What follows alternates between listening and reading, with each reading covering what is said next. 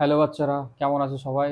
আশা করি প্রত্যেকে ভালো আছো। তো আমরা স্টার্ট করতে যাচ্ছি ক্লাস 10-এর একটা ইম্পর্টেন্ট চ্যাপ্টার, কারেন্ট ইলেকট্রিসিটি, বা বাংলায় আমরা এটাকে বলবো চলতড়িৎ। ওকে, এই চ্যাপ্টারটায় আমরা কি কি বিষয়ের উপরে ফোকাস করব সেটা পরপর দেখে নিই। প্রথমে আমরা দেখব যে আধান কি। ওকে, তারপরে আমরা দেখব যে আধানের প্রকারভেদ, মানে আধান কত টাইপসের হয়। থার্ড আমরা যেটা দেখব আধানের ধর্মাবলী। ওকে, পরে আমরা দেখব কুলম্বসের ল এবং এর সীমাবদ্ধতা কি কি আছে, আমরা এই বিষয়গুলো পরপর দেখব। ওকে, তো চলো প্রথমে আমরা যাই যে আধান কি বা চলতরিৎ এই চ্যাপ্টারের মেইন যেটা বিষয় সেটা হচ্ছে আধান। এই আধান বিষয়ের উপর আমরা ফোকাস করব। তো আধান কি এই বিষয়টা বুঝতে গেলে আমাদের দৈনন্দিন জীবনে দু একটা আমি এক্সাম্পল দেবো, উদাহরণ দেবো, সেইগুলো একটু দেখলে আমরা বুঝে যাব যে আধান জিনিসটা কি।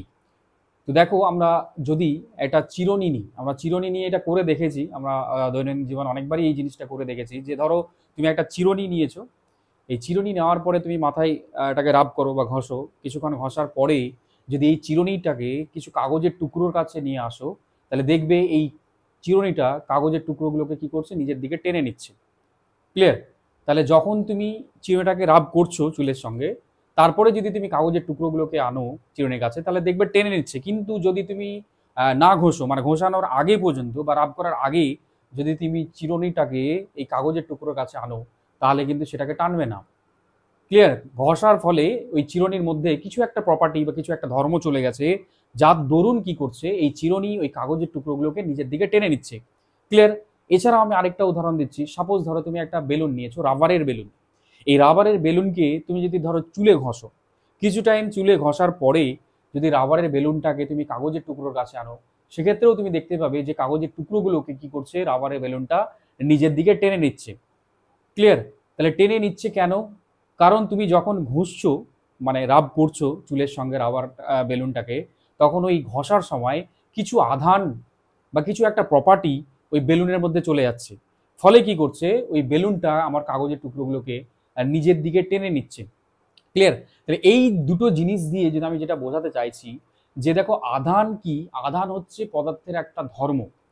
এই ধর্মের জন্য কি করে, আমার কোনো একটা বস্তু অন্য একটা বস্তু বা কোনো একটা যেটা আমরা বললাম যে কাগজকে নিজের দিকে টেনে নিচ্ছে। ওকে, তা আধান ইজ কি, আধানটা হচ্ছে পদার্থের একটা ধর্ম, যে ধর্মের জন্য একটা বস্তু আর একটা বস্তুর উপরে বল প্রয়োগ করছে।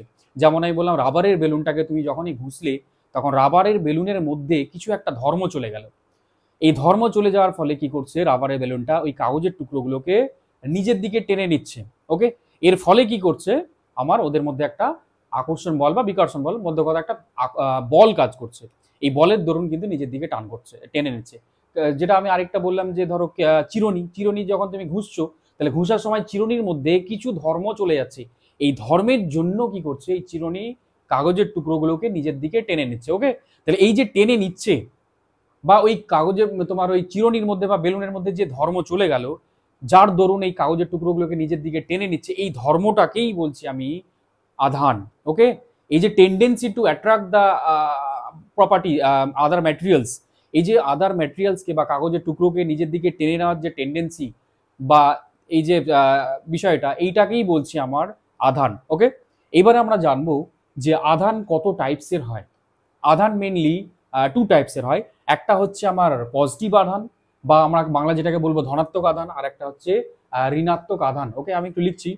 এক নম্বর আধান হচ্ছে, আমি বললাম যে আধানটা কি, আগে আগে আমি বলে দিলাম যে আমি সবটি লিখছি যে আধানটা কি। আধান আমি বললাম পদার্থের একটা ধর্ম, যে ধর্মের জন্য একটা বস্তু কি করে, আরেকটা বস্তুকে নিজের দিকে বা একটা বস্তু আরেকটা বস্তুর উপরে বল প্রয়োগ করে। আমি নিজের দিকে টানতেও পারে, ঠেলতেও পারে, সেটা আমি পরে বলছি। কখন নিজের দিকে টানবে বা কখন ঠেলবে সেটা আমি পরে বলছি। মধ্য কথা হচ্ছে আধান হচ্ছে পদার্থের একটা ধর্ম, যে ধর্মের জন্য একটা বস্তু আরেকটা বস্তুর উপর কি প্রয়োগ করবে, একটা বল প্রয়োগ করবে। এইটাকেই বা এই ধর্মটাকেই আমরা বলছি আধান। ওকে, এইবারে আমরা বলবো যে আধান কত টাইপসের হয়। আধান কিন্তু মেনলি টু টাইপসের হয়। একটা হচ্ছে আমার ধনাত্মক আধান, আমি লিখছি ধনাত্মক আধান।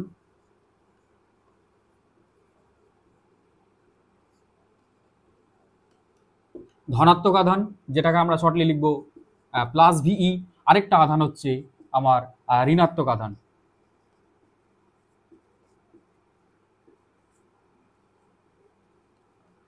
ঋণাত্মক আধান বা আমরা লিখলাম মাইনাস ভি।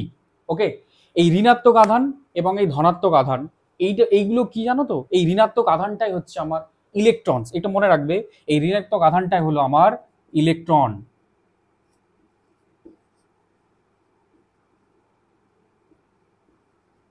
ইলেকট্রন। আর এই ধনাত্মক আধানটা কি? এই ধনাত্মক আধানটা হচ্ছে আমার প্রোটন।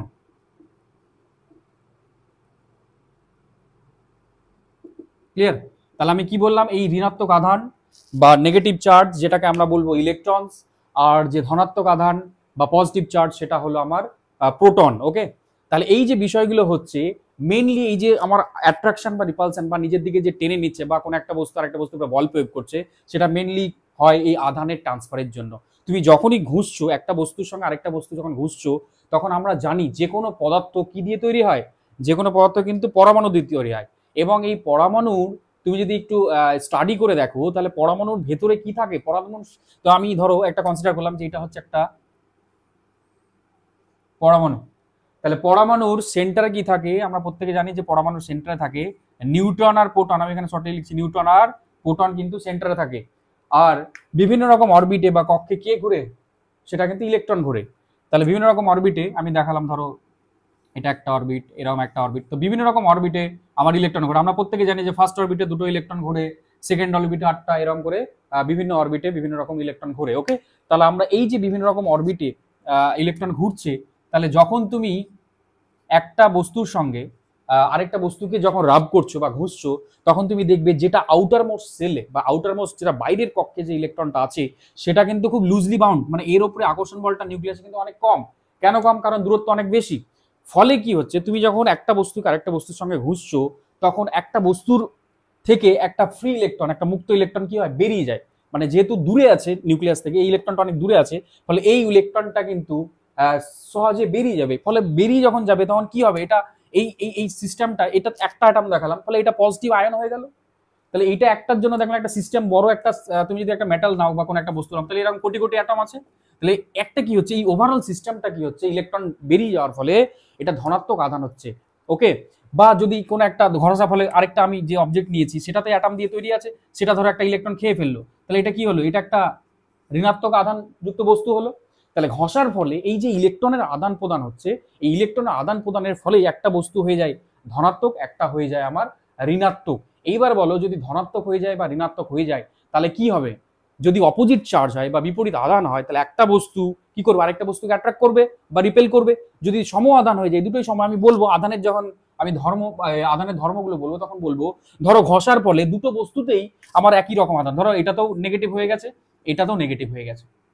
এবার যদি দুটোকে কাছে আনো, তাহলে কি করবে, এরা একে অপরকে কি করবে, বিকর্ষণ করবে। ক্লিয়ার? বা রিপেল করবে।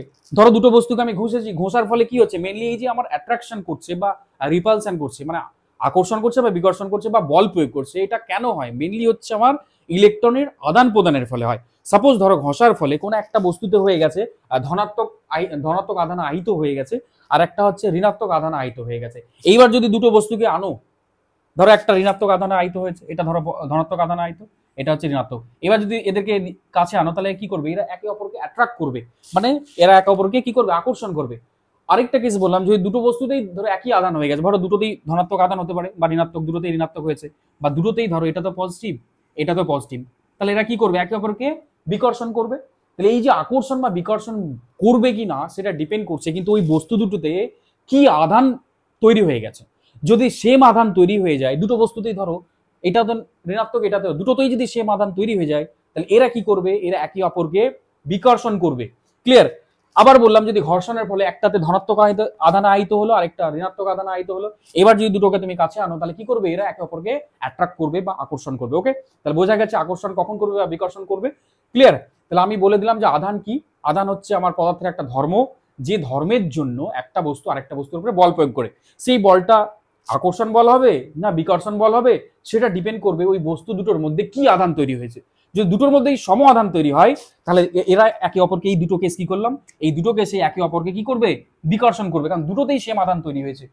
ক্লিয়ার? আর একটাতে ধরো পজিটিভ আধান তৈরি হয়েছে, একটা নেগেটিভ আধান তৈরি হয়েছে, বা একটা ধনাত্মক একটাতে ঋণাত্মক আধান তৈরি হয়েছে, তাহলে এরা কি করবে, একে অপরকে আকর্ষণ করবে।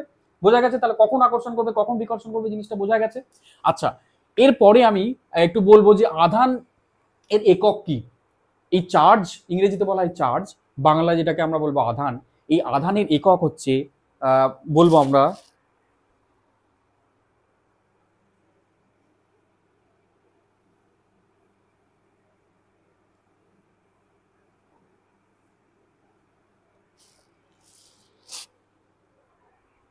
দেখো আধানের এসআই একক কি, আমি যদি দেখি আধানের এসআই একক কিন্তু কুলম। ওকে, আধানের এসআই একক কি? কুলম। কুলম বা ব্যাক, এটা আমি লিখলাম সি।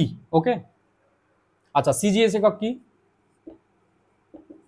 সিজিএস একক হচ্ছে ইএসইউ, বা ইংলিশে বলা হয় এটাকে ইলেকট্রোস্ট্যাটিক ইউনিট। তাহলে এটা হচ্ছে আমার আধানের এসআই একক, এটা হচ্ছে আমার সিজিএস একক আধানের। এরপর আমরা বলবো আধানের প্রকার, আমি বলে দিলাম একটা হবে ধনাত্মক আধান আর একটা হচ্ছে ঋণাত্মক আধান। ওকে, আচ্ছা আমি ধরো তোমাকে কিছু উদাহরণ দিলাম, যে ধরো একটা গ্লাস নিয়েছো, গ্লাস রড, আর একটা ধরো সিল্ক বা পশম দিয়ে ঘুষছো তুমি গ্লাস, তাহলে কোনটাতে ধনাত্মক আধান হবে, কোনটা ঋণাত্মক আধান হবে, কি করে বুঝবো? বা ধরো আমি যেটা বলছিলাম যে বেলুন নিয়েছো আর চুল ঘুষছো, মানে চুলে তুমি বেলুন ঘুষছো, বা ধরো তুমি হিউম্যান স্কিনের সঙ্গে তুমি ধরো বেলুন ঘুষছো, তাহলে কোনটাতে ধনাত্মক আধান হবে কি কোনটাতে ঋণাত্মক আধান হবে, এইটা আমরা বুঝতে পারবো কিন্তু একটা ইলেকট্রোস্ট্যাটিক সিরিজ আছে। এই ইলেকট্রোস্ট্যাটিক সিরিজ থেকে আমরা বুঝতে পেরে যাবো যে কোনটাতে ধনাত্মক আধান হবে আর কোনটাতে ঋণাত্মক আধান হবে। ক্লিয়ার? এরকম একটা ইলেকট্রোস্ট্যাটিক সিরিজ আছে। প্রথমে আছে দেখবে হিউম্যান স্কিন, মানুষের চামড়া আছে, হিউম্যান স্কিন আছে, তারপর হেয়ার আছে, তারপরে তোমার উড আছে, তারপরে হচ্ছে বেলুন আছে, এরকম করে একটা সিরিজ আছে, পরপর ইলেকট্রোস্ট্যাটিক সিরিজ বলা হয়। এই সিরিজে তুমি যত ওপরে ধরো দুটো যে কোনো, আমি সাপোজ যেটা একটু বলছিলাম, ধরো হিউম্যান হেয়ার আর তুমি হিউম্যান বেলুন নিয়েছো, তাহলে এই দুটোকে যদি ঘষো, তাহলে কোনটা পজিটিভ হবে, কোনটা নেগেটিভ হবে, বা কোনটা ধনাত্মক আধানে আইতে হবে, কোনটা ঋণাত্মক আধানে আইতে হবে, কিন্তু এই সিরিজটা দেখে আমরা বলে দিতে পারবো। যেটা ওপরে থাকবে, ওপরের টেন্ডেন্সি হচ্ছে এরা ধনাত্মক আধানে আইতে হবে, যেটা ওপরে থাকবে সেটা ধনাত্মক আধানে আইতে হবে, আর যে নিচে থাকবে সে কিন্তু ঋণাত্মক আধানে আইতে হবে। ওকে, সাপোজ আমি বললাম এখানে ধরো হিউম্যান হেয়ার আছে এখানে। ওকে, আচ্ছা চুল লিখলাম, চুল আছে। আচ্ছা এখানে হচ্ছে রবারের বেলুনটা আছে, পরপর আছে এখানে অনেক কিছু, হিউম্যান স্কিন এরকম পরপর অনেকগুলো আছে। ক্লিয়ার? আমি এখানে চুল আছে, ধরো চুলের নিচে থাকে রাবার, রাবারের বেলুন আছে। ওকে, তাহলে চুলের যদি রাবারের বেলুন মানে ওই যে রাবারের বেলুন দিয়ে যেটা বলছিলাম, তাহলে তোমরা এখান থেকে দেখেই পরিষ্কার বলতে পারবে যে কোনটাতে ধনাত্মক আধানে আইতে হবে, কোনটাতে ঋণাত্মক। যে নিচে থাকবে সে ঋণাত্মক আধানে আইতে হবে, মানে তার ইলেকট্রন গেইন করার বা ইলেকট্রনকে নিজের দিকে টানার টেন্ডেন্সি অনেক বেশি। তাহলে দেখো চুল ওপরে আছে, ইলেকট্রোস্ট্যাটিক, এটা আমি যেটা লিখেছি এটা কিন্তু একটা ইলেকট্রোস্ট্যাটিক সিরিজ। এই ইলেকট্রোস্ট্যাটিক সিরিজ এরকম পরপর আছে, এই চুল আছে ওপরে দেখো, আর রাবারটা আছে, রাবারের বেলুনটা আছে নিচে। তাহলে আমি বললাম যে ওপরে থাকবে সে কিন্তু ধনাত্মক আধানে আইতে হবে, আর যে নিচে থাকবে সে কিন্তু ঋণাত্মক আধানে আইতে হবে। তোমরা তাহলে এখান থেকে পরিষ্কার বুঝতে পারছো, দেখো চুলটা যেহেতু ওপরে আছে তাহলে চুলে যাবে ধনাত্মক আধান আর রাবারের বেলুনে যাবে ঋণাত্মক আধান। ওকে, এই যে সিরিজটা এটাকে আমরা বলবো ইলেকট্রোস্ট্যাটিক সিরিজ। ওকে, এই বিষয়টা ক্লাস 10-এ খুব একটা নেই, আমি তোমাদের বোঝার জন্য বলে দিলাম। যখন তোমরা 11-12-এ যাবে তখন কিন্তু এই বিষয়গুলো পাবে। ওকে, ক্লিয়ার? আচ্ছা এরপরে আমরা শুরু করব যে আধানের ধর্ম কি কি আছে। আধানের ধর্ম বলে এগুলো আমরা পরপর পড়বো। আধানের ধর্ম মানে আচ্ছা আধান, আধান মানে আমি একটু আগে বললাম যে ইলেকট্রনের ট্রান্সফার, এই বা ইলেকট্রন। আধান মানে কি বললাম? ইলেকট্রন, ইলেকট্রনের আদান প্রদান হতে পারে, আসতে পারে বা যেতে পারে। ক্লিয়ার? তো আধানের ধর্ম কি কি?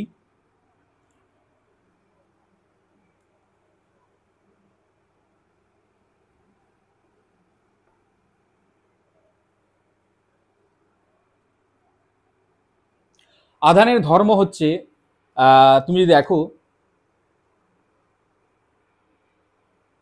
একটু আগে বলে দিয়েছি, এই যে আকর্ষণ বা বিকর্ষণ করে না, সেটাই হচ্ছে আধানের ধর্ম চলে আসবে। এই যে আমি বললাম যে আধানের ধর্ম মানে হচ্ছে যদি দুটোই সেম আধান হয়, দুটোই সেম আধান, দুটোই ধনাত্মক আধানে আয়িত হয়, তাহলে এরা কি করবে? পরস্পরকে বিকর্ষণ করবে, এটা আধানের ধর্ম। আচ্ছা 2 নম্বর যদি বলো, ধরো একটা ঋণাত্মক বা অপোজিট মোল, একটা ধনাত্মক আধান, তাহলে এরা কি করবে? একে অপরকে আকর্ষণ করবে, এটা হচ্ছে আধানের ধর্ম। ক্লিয়ার? এছাড়াও আরো দু একটা ইম্পর্টেন্ট ধর্ম আছে, একটু আমি বলে দিয়েছি, ভালো করে শোনো। সেটা হচ্ছে যে আধানকে কিন্তু আমরা একটা আইসোলেটেড সিস্টেমের জন্য, একটা পৃথক সিস্টেমের টোটাল আধান কিন্তু ধ্রুবক থাকে। ওকে, মানে আধানকে আমরা কোনো একটা সিস্টেমে, ধরো একটা একটা সিস্টেম ধরো ধরে নিয়েছি আমি, যে কোনো অ্যাটম নর্মালি কি হয়, নিস্তড়িত হয়, মানে তাতে যত সংখ্যক ধনাত্মক আধান থাকে তত সংখ্যক কিন্তু ঋণাত্মক আধান থাকে। ওকে, এইবারে ধরো আমি বাইরে থেকে যদি একটা ইলেকট্রন দিই, বা ধরো দুটো বস্তু আছে, এখানে আমি সাপোজ বললাম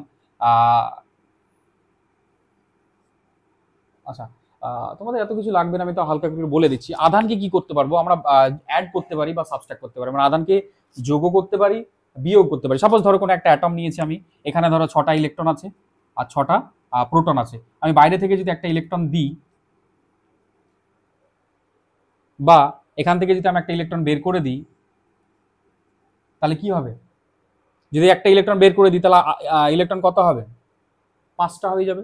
বা যদি একটা ইলেকট্রন দিই তাহলে কত হবে? 7টা হবে। মানে ইলেকট্রনকে আমরা কি করতে পারবো? অ্যাড করতে পারবো বা সাবস্ট্রাক্ট করতে পারবো। ওকে, ইলেকট্রনকে আমরা পূর্ণ সংখ্যায় কিন্তু অ্যাড করতে পারি বা সাবস্ট্রাক্ট করতে পারি। কোনো একটা অ্যাটম থেকে একটা ইলেকট্রন বেরোতে পারে, বা দুটো ইলেকট্রন বেরোতে পারে, বা 3টে ইলেকট্রন বেরোতে পারে, পূর্ণ সংখ্যায় বেরোতে পারে, আবার পূর্ণ সংখ্যায় কিন্তু এন্টার করতে পারে, মানে আসতেও পারে। সাপোজ ধরো কোনো একটা অ্যাটমে বাইরে থেকে একটা ইলেকট্রন অ্যাড করাতে পারি, দুটো ইলেকট্রন অ্যাড করাতে পারি, বা 3টে ইলেকট্রন অ্যাড করাতে পারি। তাহলে মনে রাখবে, যে কোনো অ্যাটমের মধ্যে বা কোনো একটা সিস্টেমের মধ্যে বাহিত বস্তুর মধ্যে আমরা আধানকে বা ইলেকট্রনকে পূর্ণ সংখ্যায় যোগ করতে পারি বা পূর্ণ সংখ্যায় বিয়োগ করতে পারি। একে একে ইংরেজিতে বলে কোয়ান্টাইজেশন অফ চার্জ। ওকে, পূর্ণ সংখ্যায় যোগ করতে পারি বা পূর্ণ সংখ্যায় বের করে দিতে পারি। কখনো কিন্তু ফ্র্যাকশনে বা হাফ বা ভগ্নাংশের আকারে কিন্তু ইলেকট্রনকে অ্যাড বা সাবস্ট্রাক্ট করা যায় না। যাই হোক, আমি একটু বলে দিলাম, এটা শুনে রাখো, এটা ক্লাস 11-এ লাগবে। মেনলি তোমাদের এই দুটো জিনিস মনে রাখলেই হবে। ক্লিয়ার? আরেকটা যেটা বললাম যে কোয়ান্টাইজেশন অফ চার্জ, বা আধানকে আমরা পূর্ণ সংখ্যায় যোগ করতে পারি বা বিয়োগ করতে পারি। ক্লিয়ার?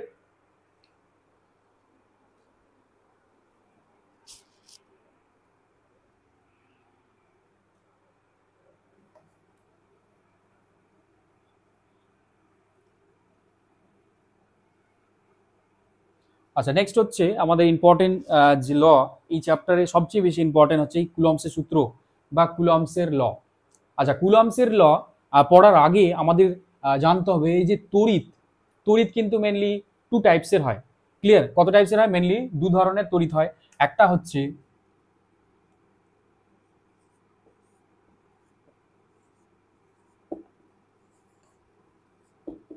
স্থির তড়িৎ, আর একটা হচ্ছে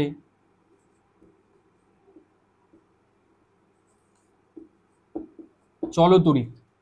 স্থির তড়িৎ নাম দেখেই পরিষ্কার বুঝতে পারছো, চলতড়িৎ এটা বুঝতে পারছি। স্থির তড়িৎ মানে যেখানে চার্জটা কি থাকবে বা আধানটা স্থির থাকবে।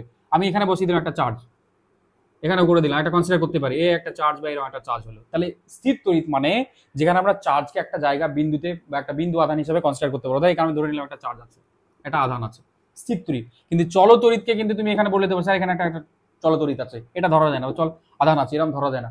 ক্লিয়ার? বিন্দু আর স্থির আধান মানে যেখানে আধান স্থির আছে, আর চলতড়িৎ বা যেখানে আধান মুভ করে, মানে ইলেকট্রন মুভমেন্ট, যার জন্য কিন্তু আমরা এই যে তড়িৎ প্রবাহ, এই যে কারেন্ট, এটা কিন্তু পাই এর জন্য। স্থির তড়িতের জন্য কিন্তু কারেন্ট নয়, মনে রাখবে। স্থির তড়িৎ মানে যেখানে আধানটা স্থির আছে, তাহলে সেটা হচ্ছে সেখান থেকে যে তড়িৎ পাওয়া যায় এটাকে স্থির তড়িৎ বলে। যেটা আমি বললাম, এই যে উদাহরণ দিলাম, এগুলো সব কিন্তু স্থির তড়িৎ। একটা সিস্টেমের মধ্যে আধান আছে, কিছু টাইম পরে ওটা চলে গেল, আবার নিউট্রাল হয়ে গেল। কিন্তু চলতড়িৎ এখানে কিন্তু আধান স্থির থাকে না, এখানে কিন্তু আধান মোশনে থাকে, মুভমেন্ট করে, গতিতে থাকে। ওকে, আর এই জন্যই, এইটার জন্যই, এর জন্য কিন্তু আমরা কারেন্ট পাই না, মনে রাখবে। এর জন্য কিন্তু আমরা কারেন্ট পাই না, আমরা কারেন্ট পাই কিন্তু চলতড়িতের জন্য। আধান যদি মোশনে থাকে, আধান যদি মুভ করে, মোশনে থাকে, একটা পার্টিকুলার ডাইরেকশনে যদি আধান মুভ করে যায়, মানে ইলেকট্রন যদি একটা পার্টিকুলার ডাইরেকশনে মুভ করে যায়, তাহলেই কিন্তু আমরা কারেন্টটা পাবো। তাহলে এই কারেন্টের জন্য রেসপন্সিবল হচ্ছে কিন্তু চলতড়িৎ। এইটা কিন্তু এখান দিয়ে কিন্তু আমরা ইলেকট্রিসিটি বা এই যে বাড়ি ঘরে যে আমরা কারেন্ট ইউজ করছি, সেটা কিন্তু স্থির তড়িৎ থেকে পাবো না। ওকে, আমরা স্থির তড়িৎ থেকে কিন্তু এই কারেন্ট পাবো না, আমরা যে কারেন্টটা পাবো সেটা কিন্তু চলতড়িৎ থেকে পাবো। ওকে, এই চলতড়িৎ থেকে কিন্তু আমরা কারেন্ট পাবো, মানে যেখানে তড়িৎটা চলছে, মানে আধান চলছে, মানে ইলেকট্রন যখন একটা পার্টিকুলার ডাইরেকশনে মুভ করে, তখনই আমরা এই তড়িৎটা পাই। ক্লিয়ার? এবারে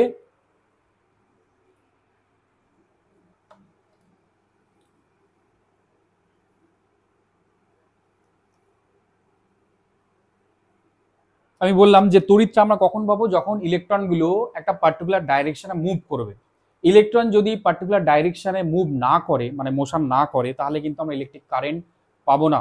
ওকে, এবারে আমরা দেখি যে কুলম্বসের সূত্র, কুলম্বসের সূত্র কিন্তু ভ্যালিড ফর হচ্ছে স্থির আধানের জন্য। চলতড়িতের জন্য কিন্তু কুলম্বসের ল কিন্তু বৈধ নয় বা ভ্যালিড নয়। স্থির আধানের জন্য কিন্তু কুলম্বসের ল কিন্তু ভ্যালিড। ওকে, এখন আমরা নেক্সট টপিক করব কুলম্বস ল।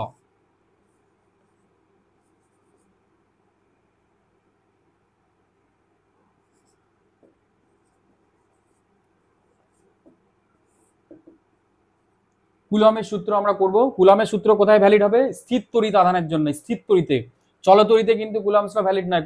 কারণ কি, দেখো কুলম্বস লয় আমরা কি করব, আধানকে স্থির ধরে নিই। কুলম্বস ল কি বলছে, সাপোজ ধরো এখানে আমি একটা বিন্দু আধান ধরেছি, এখানে একটা বিন্দু আধান আছে, ক্লিয়ার?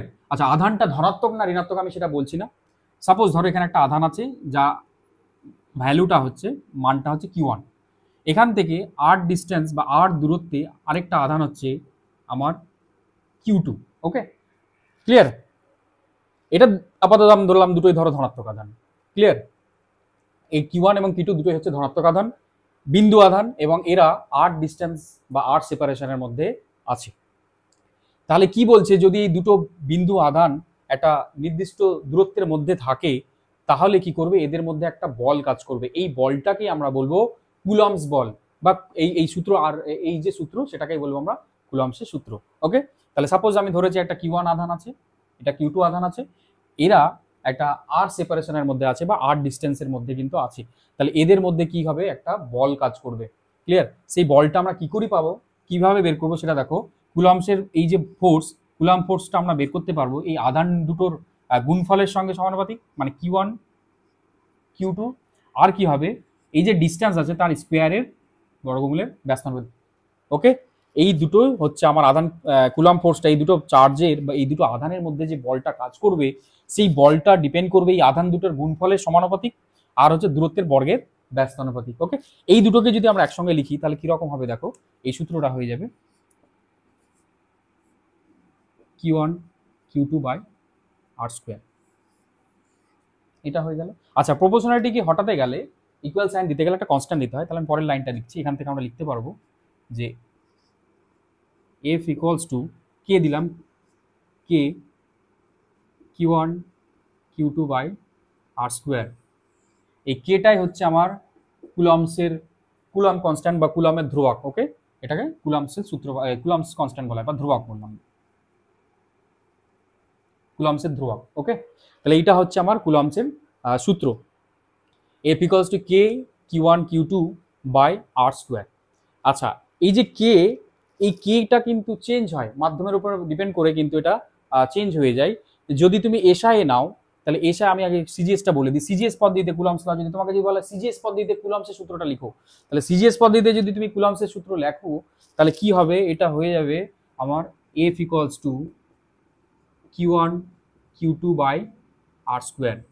সিজিএসএ এটা হচ্ছে আমার সিজিএসএ। ওকে, সিজিএসএ মনে রাখবে এই কে এর ভ্যালুটা হয়ে যায় 1। এটা হয়ে গেল আমার সিজিএস পদ্ধতিতে কুলম্বসের সূত্র, কুলম্বসের ফর্মুলাটা f equals to Q1 Q2 by r square. এটা হচ্ছে আমার সিজিএস পদ্ধতি কুলম্বসের formula, Q1 Q2 by r square. আর কুলম্ব মনে রাখবে যে সিজিএস পদ্ধতিতে কে এর ভ্যালুটা হয়ে যায় 1। ওকে, আচ্ছা, এবারে তুমি যদি এসআই লিখতে চাও,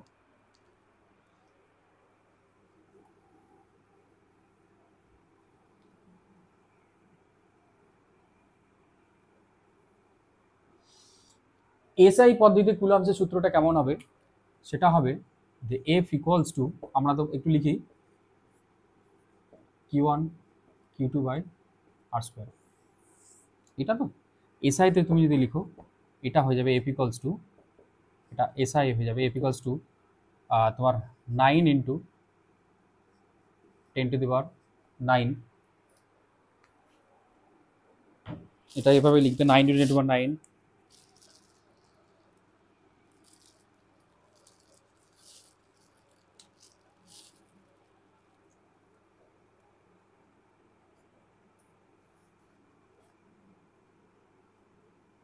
10 to the power 9, 9 into 10 to the power 9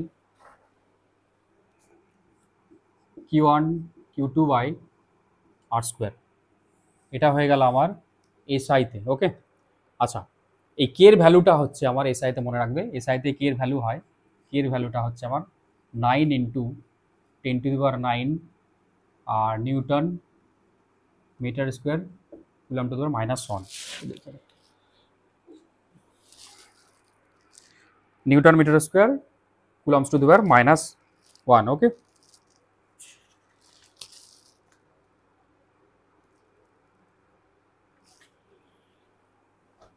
এটা হয়ে গেল আমার কে এর ভ্যালু। তাহলে যদি তোমাকে এসআই বের করতে দেয়, এখান থেকে কিন্তু অনেক নিউমেরিক্যাল করতে হবে, মানে কিছু অঙ্ক করতে হবে। যদি তোমাকে এসআই বের করতে বলে তাহলে এসআই কে এর জায়গায় তুমি কি ইউজ করবে, 9 × 10⁹ Q1 Q2 আর স্কোয়ার, আর কে এর ভ্যালুটা এটা ইউজ করবে। আচ্ছা, আর সিজিএস এ বললে তো বলে দিলাম কি হবে, Q1 Q2 আর স্কোয়ার। আচ্ছা, তোমাকে যদি বলা হয় কুলম্বের যে ধ্রুবক তার ইউনিট কি হবে বা একক কি হবে, সেটা যদি বের করতে বলে যে কিভাবে বের করবে। কুলম্বসের যে ধ্রুবক তার একক বের করতে গেলে কি করবে, দেখো আমরা জানি যে F = K Q1 Q2 আর স্কোয়ার। তাহলে এখান থেকে আমরা কে বের করব, K = কি হবে, F আর স্কোয়ার Q1 × Q2। এটা হলো। এবার তুমি সবার ইউনিট বসাও। দেখো এটা ফোর্স, তাহলে ফোর্সের ইউনিট কি হয়, নিউটন। এটার লেন্থ মিটার স্কোয়ার, আধান ইন্টু আধান, তাহলে coulomb into coulomb, coulomb square. তাহলে এখান থেকে আমরা লিখতে পারবো newton metre square coulomb to the -1। এটা হচ্ছে আমার কে এর একক। এই যে কুলম্বসের ধ্রুবক বললাম তার একক হচ্ছে আমার এইটা। ওকে, এই গেল কুলম্বসের সূত্র। আচ্ছা, কুলম্বসের সূত্রের সীমাবদ্ধতা কি মনে রাখতে হবে। এই যে কুলম্বসের সূত্র আমি যখন বলছিলাম যে দুটো আধান আমি কনসিডার করেছি, এই Q1 আর এই Q2 আর ডিস্টেন্সের মধ্যে আছে। এক নাম্বার এখানে দু তিনটে আমার সীমাবদ্ধতা আছে, কি কি মাথায় রাখতে হবে। দেখো এই আধান দুটোকে কিন্তু হবে আমার কি হতে হবে, বিন্দু আধান। এক নাম্বার হচ্ছে আমার বিন্দু আধান হতে হবে। ক্লিয়ার? এক নাম্বার কি হবে, এই দুটোকেই কিন্তু বিন্দু আধান হতে হবে। ক্লিয়ার? দু নাম্বার হচ্ছে এই যে দুটো আধানের মধ্যে ডিস্টেন্সটা, এই ডিস্টেন্সটা কিন্তু এই আধানের সাইজের থেকে অনেকটা বড় হতে হবে। দু নম্বর কি বললাম, ওদের সেপারেশনটা মানে আটটা একটু কি হবে, লার্জার হবে, মানে অনেকটা বড় হবে, অনেকটা ডিস্টেন্স মানে সেপারেশনটা অনেকটা দূর হবে, মানে আটটা মাছ গ্রেটার দেন হবে, অনেকটা বেশি হবে এই আধান বিন্দু আধানের সাইজের থেকে। ক্লিয়ার? তিন নাম্বার হচ্ছে এই যে আমি যখন ফোর্সটা বের করব তখন কিন্তু এই সংযোগ সরলরেখা বরাবর কাজ করবে, মানে তুমি যে কোনো এরম এরম করে দিলে তাহলে কিন্তু হবে না। আমার কিন্তু দুটো বিন্দু আধানের মধ্যে আমার যে এই যে ফোর্সটা যখন কাজ করাবে তখন সংযোজক সরলরেখা বরাবর কাজ করবে। তুমি যে কোনো দিকে টেনে দিলে কিন্তু হবে না, একদম সংযোগ সরলরেখা বরাবর কিন্তু এই ফোর্সটা কাজ করবে। ক্লিয়ার? তাহলে আমি কি বললাম, বিন্দু আধান হতে হবে, আর কি বললাম এদের মধ্যে সেপারেশনটা অনেকটা বেশি হতে হবে, মানে বড় হতে হবে এদের সাইজের রেসপেক্টে। তিন নাম্বার বললাম এদের সংযোগ সরলরেখা বরাবর কিন্তু এই বলটা কাজ করবে। আরেকটা পয়েন্ট হচ্ছে যে তুমি কিন্তু বড় বড় সিস্টেমের জন্য এই কুলম্বসের সূত্র কিন্তু ব্যবহার করতে পারবে না। মানে তোমার ধরো যে তুমি তিন নাম্বার আমি পয়েন্ট যেটা বলছি, যে ধরো তুমি একটা বিশাল বড় সিস্টেম নিয়ে বলে স্যার এখানে আমি কুলম্বসের ল ব্যবহার করে দেবো, তাহলে কিন্তু হবে না। ধরো সেপারেশনটা তুমি এইরকম বড় বড় অবজেক্ট নিয়ে নিয়েছো, তাহলে এর চার্জটা পুরো ডিস্ট্রিবিউট হয়ে যাবে, হোল বডিতেই হবে। ঠিক আছে? যদি তোমার এটা মানে নন কন্ডাক্টিং হয়, মানে কি বলবো এটাকে, অপরিবাহী হয়, সলিড অপরিবাহী, তাহলে পুরো ভেতরেও কিন্তু আধানটা আমার ডিস্ট্রিবিউট হয়ে যাবে। ঠিক আছে? আমরা জানি যে পরিবাহীতে তুমি যদি আধান দাও তাহলে পরিবাহীর পৃষ্ঠে থাকে। ক্লিয়ার? তাহলে পুরো পৃষ্ঠে আমার আধানটা থাকবে যদি পরিবাহী হয়, হোল পরিবাহী যদি হয় তাহলে পুরো পৃষ্ঠে আধানটা ডিস্ট্রিবিউট হয়ে যাবে। তাহলে এটা বিন্দু আধান হলো কোথায়, তাহলে এখানে কিন্তু কুলম্বস ল তুমি অ্যাপ্লাই করতে পারবে না। বা যদি সলিড নন কন্ডাক্টিং হয়, মানে অপরিবাহী হয়, সলিড অপরিবাহী মানে মানে নিরেট অপরিবাহী যদি হয়, তাহলে আধানটা হোল সারফেসের মধ্যে আমার ডিস্ট্রিবিউট হয়ে যাবে। তাহলে এখানেও কিন্তু তুমি কুলম্বসের ল ভ্যালিড নয়। কেন কি, এটা কিন্তু বিন্দু আধান নয়, এটা কিন্তু বিন্দু আধানের মধ্যে কিন্তু কনসিডার করতে পারবে না।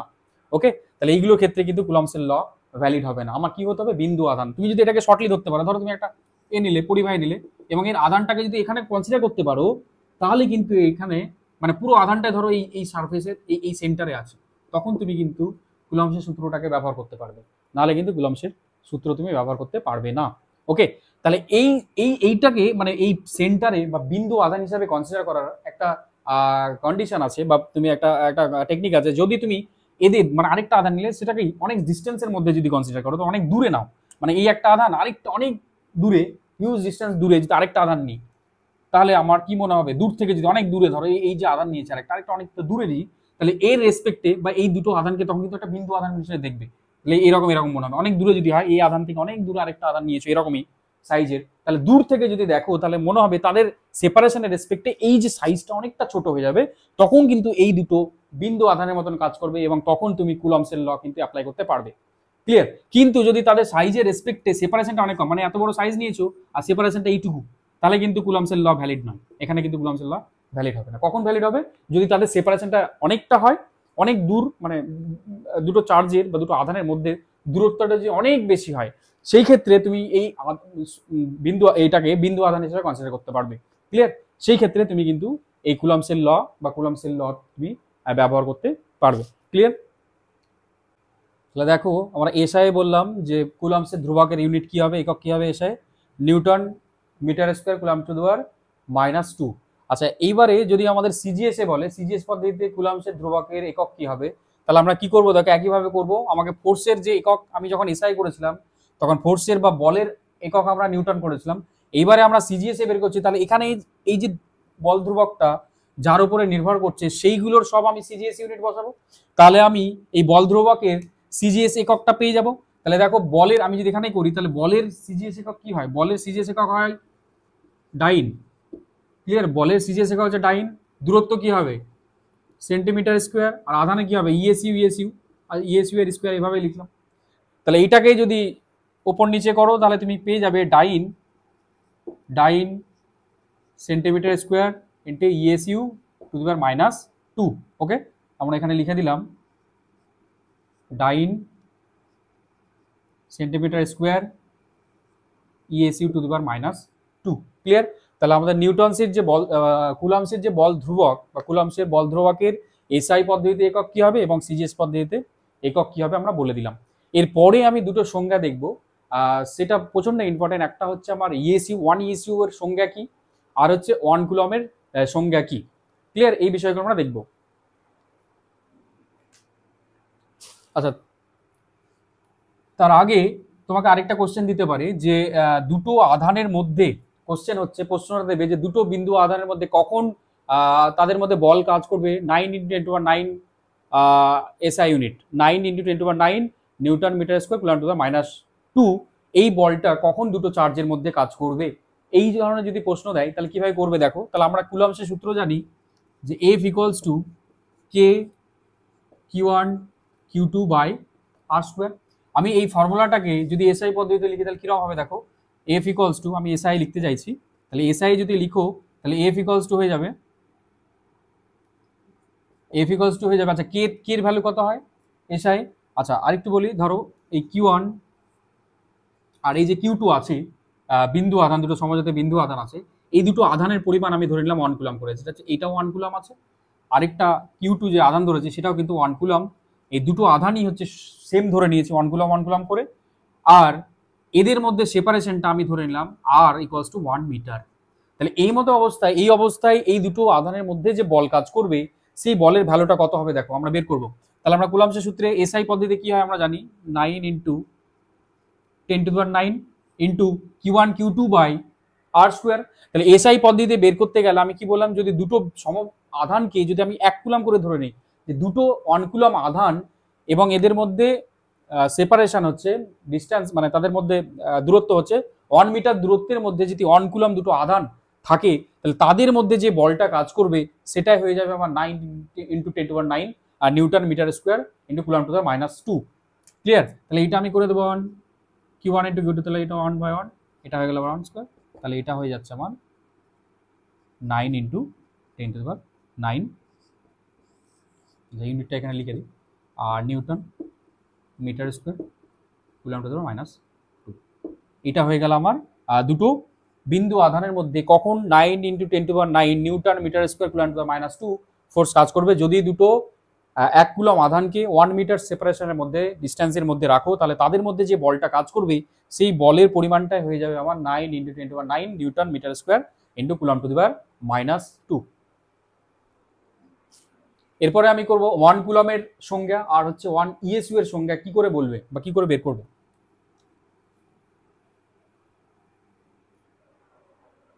দেখো প্রথমে আমরা বলবো 1 ইএসইউ।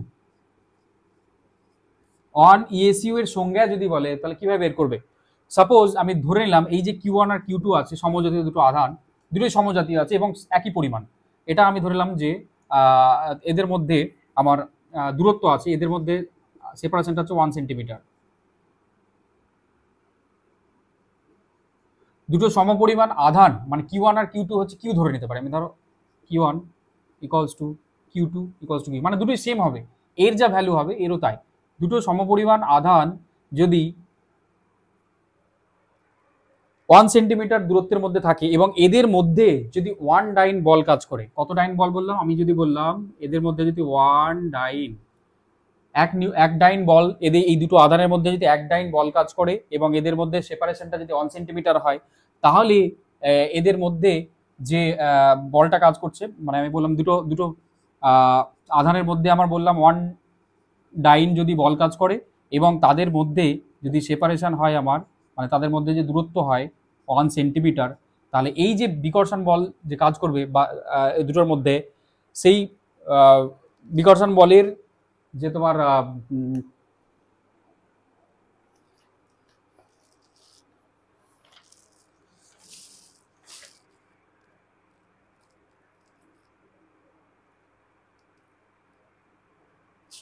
যদি 1 ডাইন বল কাজ করে, তাহলে এই বিন্দু আধানের পরিমাণ হবে, বিন্দুর যে আধান আছে সেই আধানটা হবে 1 ইএসইউ এর সমান, 1 ইএসইউ এর সমান। ওকে, আবার বলছি, যদি দুটো সমপরিমাণ বা সমজাতীয় দুটো আধানের মধ্যে দূরত্ব যদি 1 সেন্টিমিটার হয় এবং তাদের মধ্যে যদি 1 ডাইন বল কাজ করে, তাহলে এই অবস্থায় এই আধান দুটোর পরিমাণ বা এই আধানের পরিমাণ হবে 1 ইএসইউ এর সমান। এই দুটোর যে আধান হবে সেটা হবে 1 ইএসইউ এর সমান। আবার বলছি, যদি দুটো আধানের মধ্যে, সমজাতীয় দুটো সমপরিমাণ দুটো আধানের মধ্যে দূরত্ব যদি 1 সেন্টিমিটার হয় এবং তাদের মধ্যে যদি 1 ডাইন বল কাজ করে, 1 ডাইন বল কাজ করে, তাহলে এদের আধানের পরিমাণটা হবে 1 ইএসইউ এর সমান।